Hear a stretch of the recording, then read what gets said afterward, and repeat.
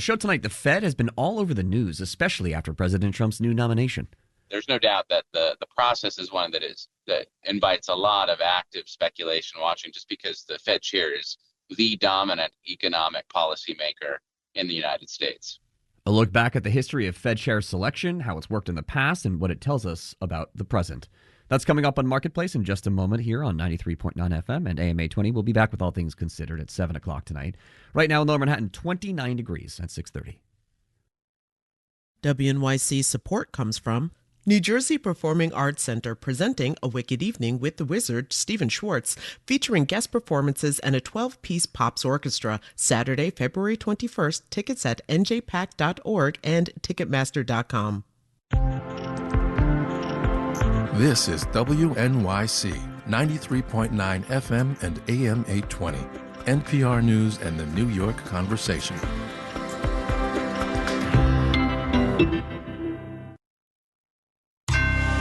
Marketplace is supported by Yubico, makers of the YubiKey. Designed to stop phishing, it protects the accounts people rely on. YubiKey, powerful protection, instant access. More at yubico.com. Remember what happened to economic data the last time the government shut down? Yeah, that. Again. From American Public Media, this is Marketplace. Marketplace is supported by NinjaOne, the NinjaOne unified IT operations platform used by 35,000 customers in over 140 countries, with solutions to support IT resilience and operational efficiency. Unify IT, simplify work. NinjaOne.com.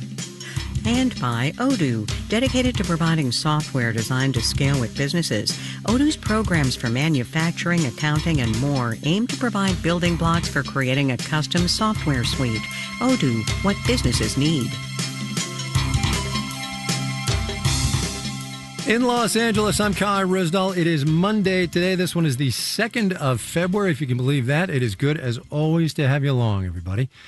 We're going to give you the bureaucratic language first, then we're going to do our best to tell you what it's going to mean. Due to the partial federal government shutdown, read the email that Marketplace's Carla Javier got from the Bureau of Labor Statistics this morning. The BLS will suspend data collection, processing, and dissemination. End of quote.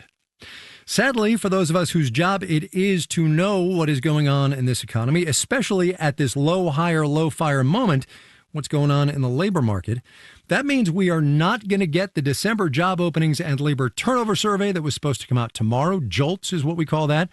And also probably we're not going to get the biggie, the January unemployment report that was due on Friday. All of that said, though, and on the theory that we're going to get the data eventually, Carla made some calls to see what people are going to be looking for whenever. Not only will these data show what's been going on in the job market recently, they'll also update the understanding of the past year through a process called benchmark revisions, says Daniel Zhao at the job site Glassdoor. We might get a very different picture of 2025 in hindsight, where the job market was actually much slower than we originally thought, and thus much closer to stall speed. Whenever these jobs numbers are released, he'll be looking closely at healthcare. It's been the pillar of jobs growth over the last year or 2 years. And so any slowdown we see in the healthcare industry is concerning. The latest reads showed a labor market that overall is stagnant. Laura Ulrich at the Indeed Hiring Lab says she doesn't see anything in its internal data that makes her think there'll be big swings. I'm expecting to still see hires rates low, quits rates low. The layoff number, though, will be interesting because we have seen more, at least media reports of layoffs, but not an increase really in unemployment claims. If the jobs report is delayed by a day or two, that wouldn't be a big deal, says Jesse Rothstein at the University of California, Berkeley. But if the shutdown drags on again and the data gets tangled up in it again, he says, it means that we're flying blind, that we don't really have up-to-date information on how the labor market is doing at a time when we're already flying kind of half blind because of the effects of the October shutdown, and at a time when the labor market seems to be teetering on an edge and it's not clear if or when it's falling off that ledge. And if these data delays and disruptions become the new normal, He says that can make the picture of the labor market even fuzzier and harder to react to. I'm Carla Javier from Marketplace. Wasn't anything fuzzy at all on Wall Street today. We will have the details when we do the numbers.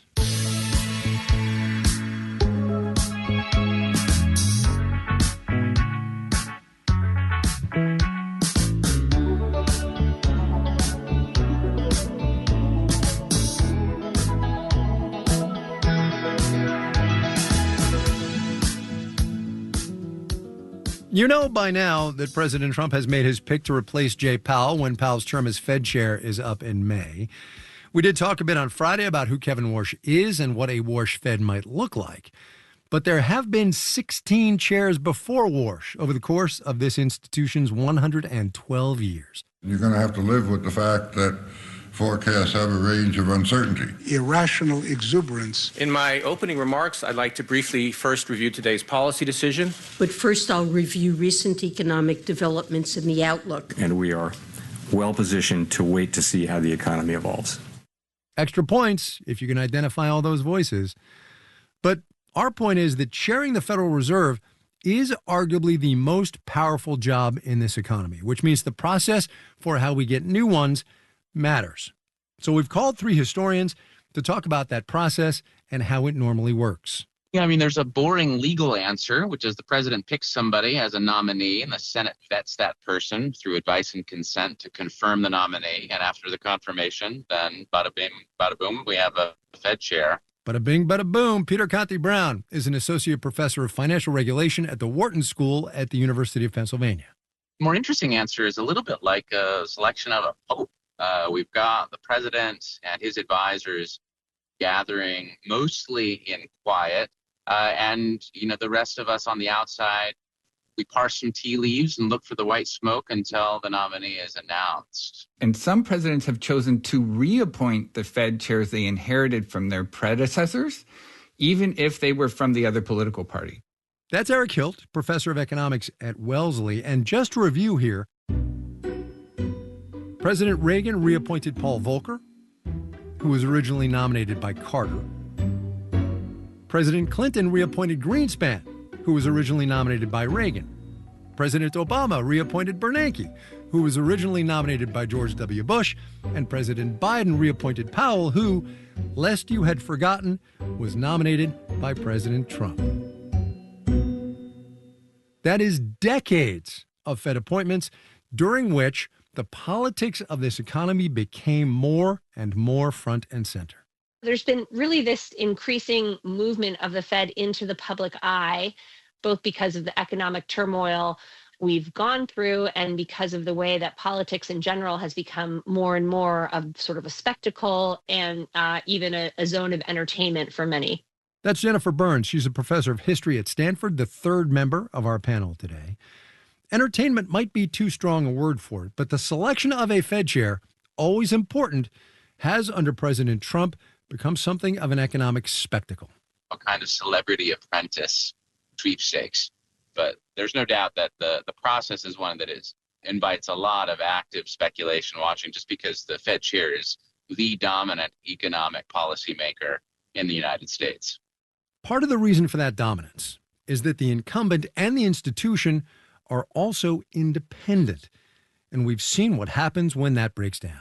So one of the most significant examples of a new Fed chair being chosen by the president and marking sort of a dramatic shift in Fed policy is President Nixon's choice of Arthur Burns. Arthur Burns was someone who had known President Richard Nixon through various phases of his career. And putting him at the Fed was Nixon's effort to draw the Fed much, much closer to presidential prerogatives. Burns became chair in 1970. By 1974, inflation was above 11%. But under Burns, the Fed was unwilling to adopt the painful measures that were probably necessary to bring inflation under control, which had the unfortunate effect of really helping inflation become more entrenched in the economy and more sustained.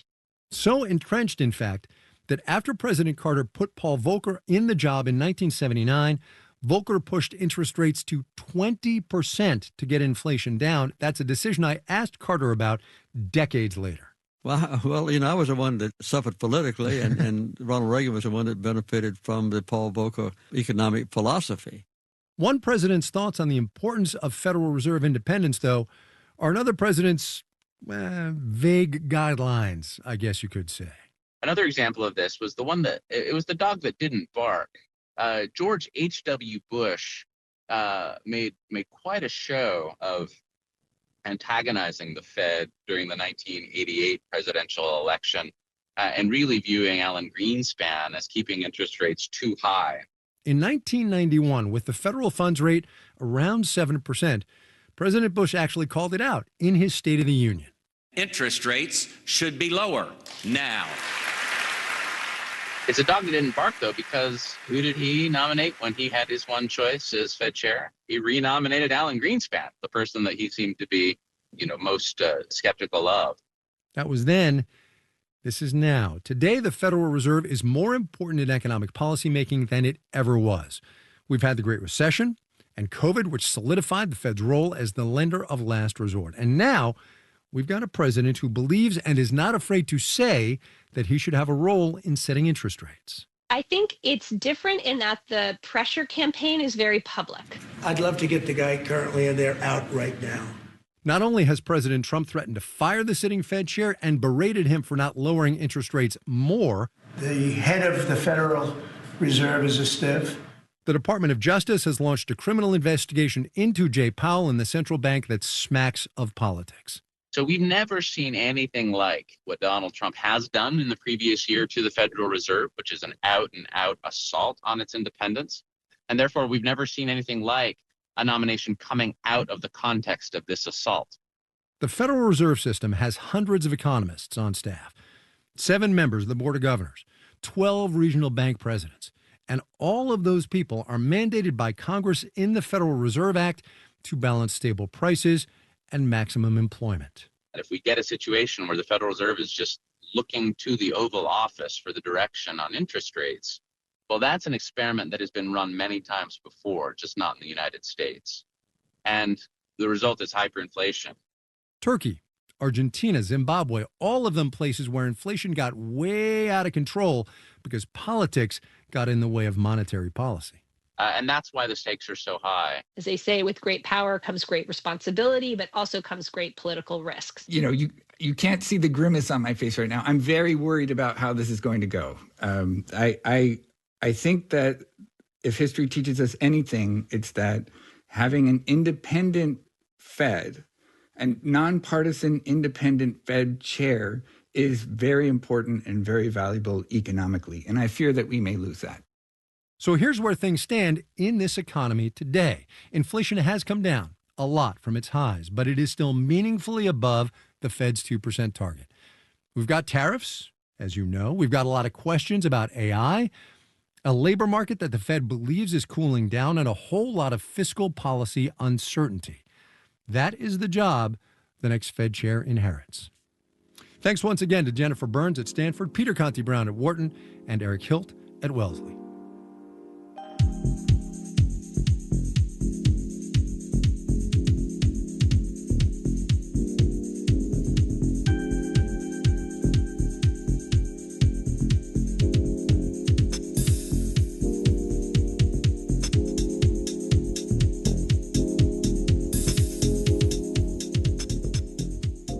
Speaking of the labor market, as Carla Javier was just a minute ago, layoffs are making headlines again. Amazon, UPS, Pinterest, also Dow, the chemical company, they've all announced job cuts in the past week, several of them saying artificial intelligence was one of the proximate causes. But honestly, what does it even mean when companies say they're letting people go because of AI? Marketplace's Samantha Fields asked around. Every time Molly Kinder at the Brookings Institution hears a company attribute layoffs to AI, she's skeptical. Our best labor market data show that we're really actually not seeing much of an impact yet on the labor force. There's no real proof that the much talked about, much feared AI apocalypse is here. It's certainly true that some companies have to invest a lot of capital in the infrastructure behind AI, which has in some cases forced them to cut costs in other areas. That's not the same thing as AI being good enough to take people's jobs, though. But Sarah Myers-West at the AI Now Institute says pinning layoffs on AI sounds good to investors.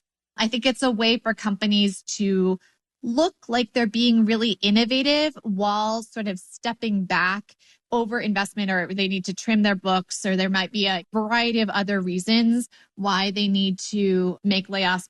None of those reasons seem quite as positive as AI. Lawrence Schmidt at MIT's Sloan School of Management says there are some jobs AI can do.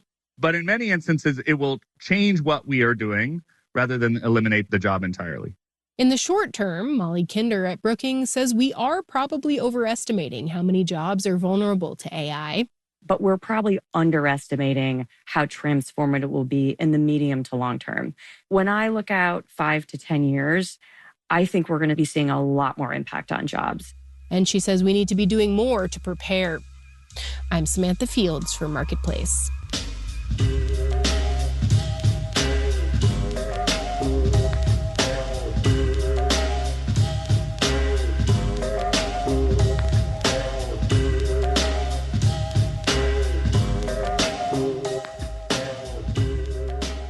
Coming up, economists would say that productivity is the elixir for overall output growth. But does that magic potion have its limits? First, though, let's do the numbers.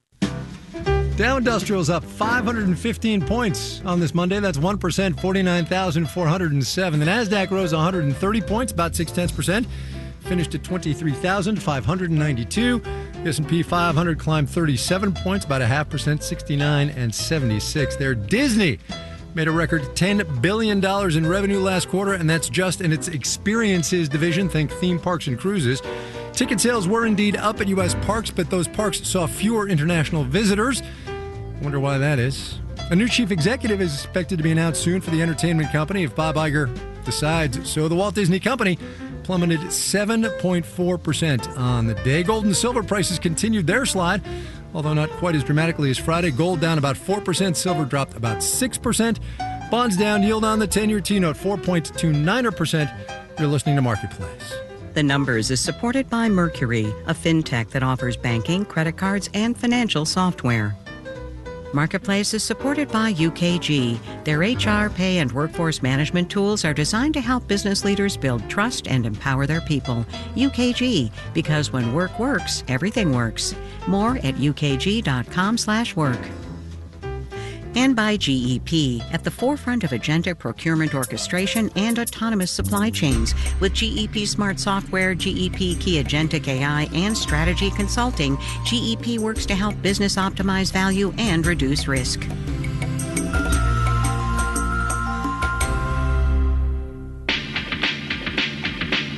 "100 years ago, Carter Woodson founded what would become Black History Month. On the next All of It, we'll celebrate this centennial with Dr. Carsonia Whitehead, who runs the organization he founded.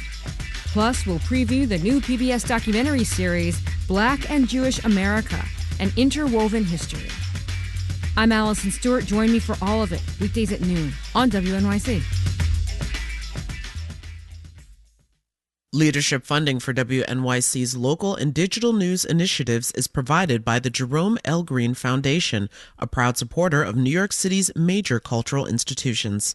You're listening to Marketplace right here on WNYC. All Things Considered is coming up at 7 o'clock tonight. On the show this evening, amid Iran's deadly crackdown, 3 women share their stories of resistance, their stories of fear, and their stories of unyielding hope for freedom. We'll have that and much more at 7 o'clock. Stay with us. This is Marketplace. I'm Kai Ryssdal. The thing about the economy, I'm talking personal, national, and in this specific case, global economies, is that they run on debt, credit, leverage, borrowing money to get things done. The tricky thing about that debt, though, is that it can kind of get away from itself. The more you have and the less you pay down, the more overwhelming it gets. Obvious, perhaps, but critical, because according to the International Monetary Fund, global public debt, that is debt held by governments, is projected to exceed 100% of global GDP, that is to say the entire global economy, by the end of the decade, the highest that level has been since 1948. So we've gotten Tara Sinclair on the phone to talk things over. She's a professor of economics at George Washington University. Professor Sinclair, welcome back to the program. It's great to be back. Let's deal with the facts on the ground as we have them. Global public debt, sovereign debt, is high. It is rising. Is that a bad thing? And if so, why?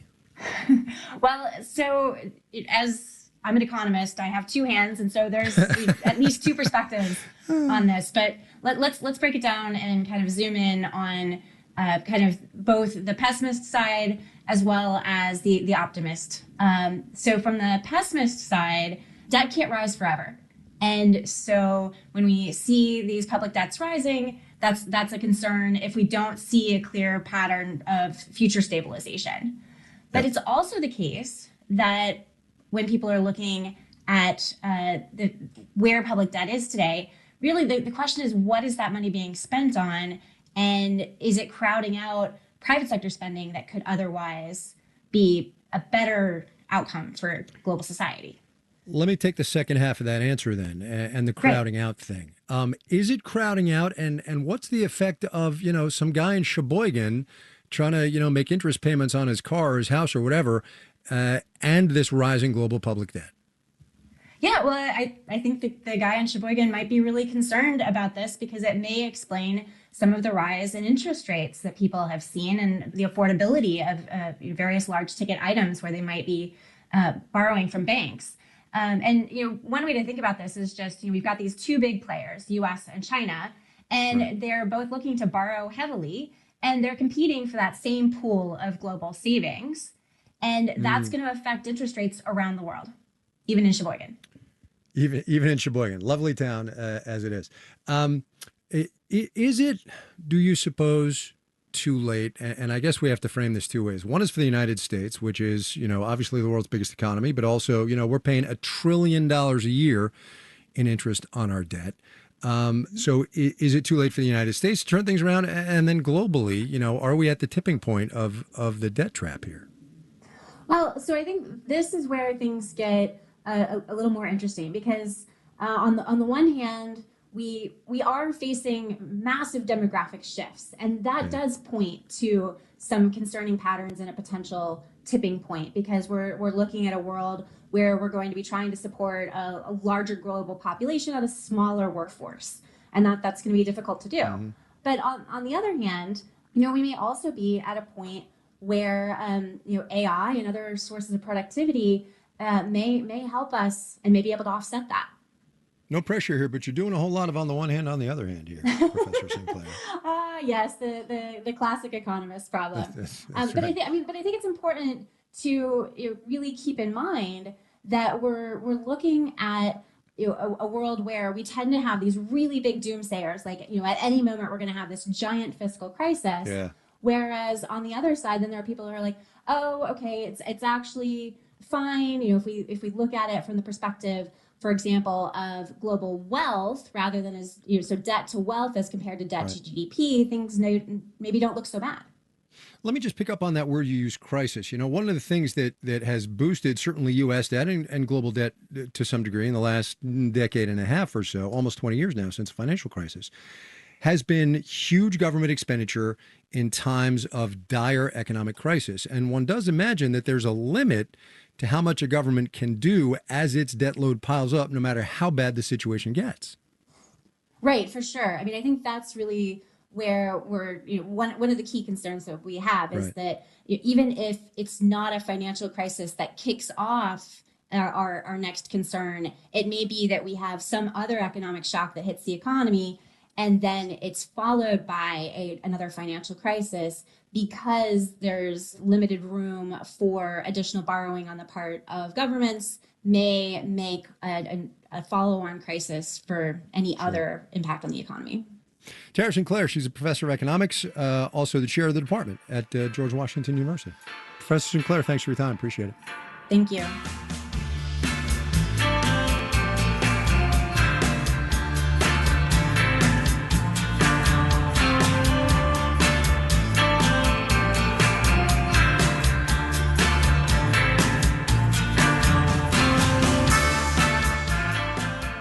Surveying the broad reach of this economy the past couple of years, one of the brightest spots that catches the eye is labor productivity. How much stuff we make and do in each hour that we spend making and doing it.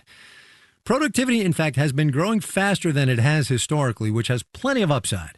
Higher productivity can generate higher profits. It can help businesses keep prices down, and it can let them raise wages. But even though productivity growth has been strong, wage growth has been slowing. What's up with that, you ask? Here's Marketplace's Justin Ho. If you're a business owner and your workforce becomes, say, twice as productive, that means it can finish a day's work in half the amount of time. You could send them home, or you could have them make or do more stuff so the business can make more money. That's exactly where economists would say that productivity is the elixir for overall output growth. That's Nicole Cervi, an economist with Wells Fargo. She says more productive businesses can use that extra money to grow, to buy new equipment, maybe open a new location. And if you have stronger profitability because you're producing more per hour worked, you could turn around and reward your workers by giving them higher wages. But higher productivity doesn't always mean higher wages. Ben Zipperer, senior economist at the Economic Policy Institute, says ever since the 1980s, wage growth has been held back by deunionization and too much unemployment. When there's more people trying to find a job, that means that employers don't have to work as hard to find workers, and that puts downward pressure on hourly pay. And Zipperer says that's why wage growth hasn't kept up with productivity growth. Workers are almost producing twice as much as they used to produce in real terms since 1980 or 1979, whereas hourly pay basically grew by only a third of that. That gap started to narrow again after the pandemic. Demand for workers picked up, and that encouraged them to find better jobs, which in turn increased both productivity and wages. Those productivity enhancements allowed companies to pay much higher wages, but they also got something for paying higher wages. That means a stable and better suited workforce that is more productive. More recently, as productivity has grown, companies haven't been as eager to raise pay. Nicole Cervi at Wells Fargo says companies have been spending more on equipment and tariffs. And so I think what we're seeing is that the worker is not being prioritized right now in terms of those productivity gains. Companies are nervous about spending money on anything right now, says Courtney Schubert, an economist with Macro Policy Perspectives.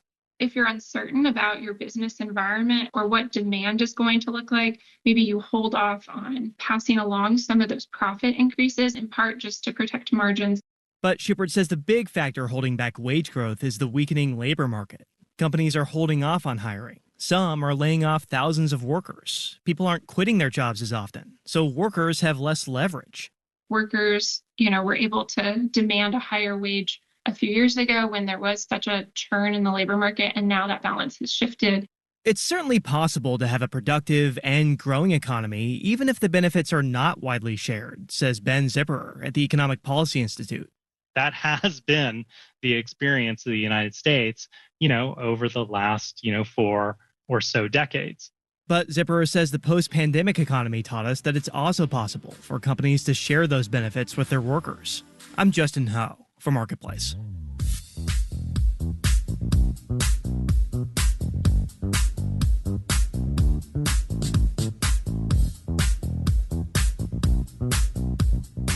Marketplace is supported by Odoo, dedicated to providing software designed to scale with businesses. Odoo's programs for manufacturing, accounting, and more aim to provide building blocks for creating a custom software suite. Odoo, what businesses need.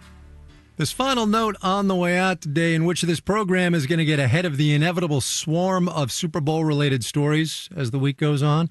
Saw this in the Wall Street Journal that avocado prices were down 19% in December over a year ago. You know where this is going, right?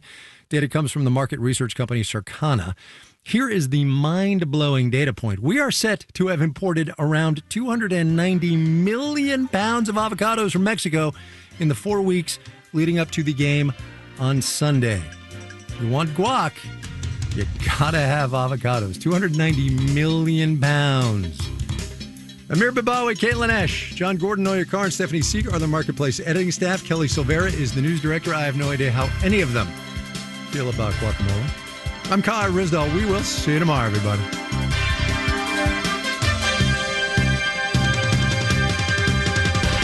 This is APM. WNYC receives support from Culture of Bathing.